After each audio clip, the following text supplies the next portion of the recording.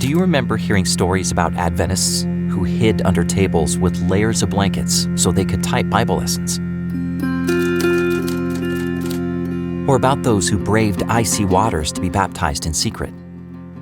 A lot has changed in the world over the years. But one thing hasn't changed. There are still areas of the world where it's difficult and even dangerous to become a Christian, and where it's difficult and dangerous to share the gospel.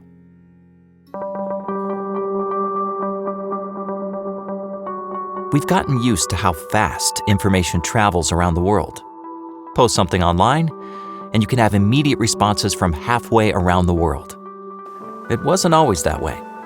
In the late 1800s, it could take more than a month for a letter to travel from the United States to China. It took that long for a ship to make the journey.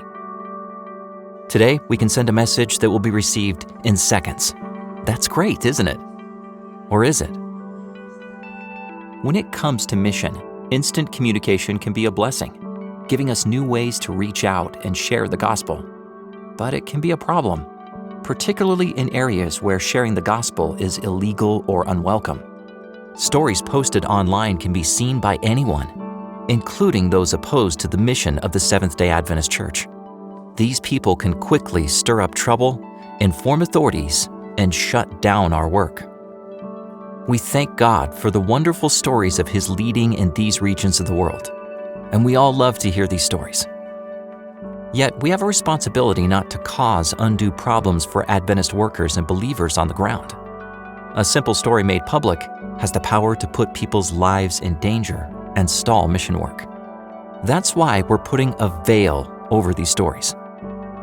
When you see a mission story or video labeled Veiled Country or Veiled City, it's because it comes from a place where details are sensitive.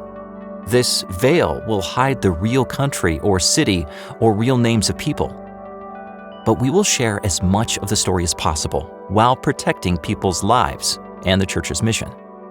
According to a Pew Research Center study, in 2019, government restrictions on religion reached their highest point since 2007.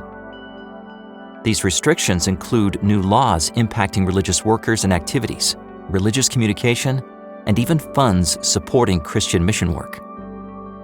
So for now, veiled mission stories will let us see part, but not all of the picture.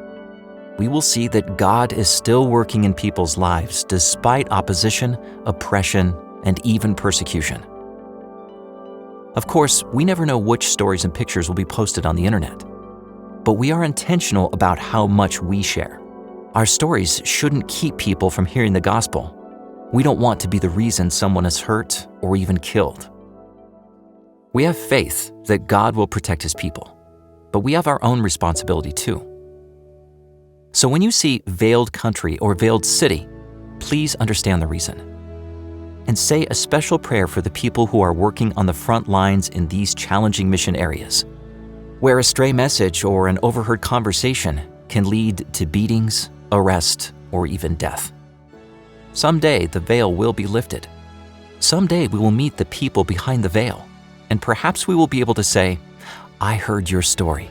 I couldn't see you and I didn't know your name, but I prayed for you." Thank you for your support of mission around the world, especially in veiled countries.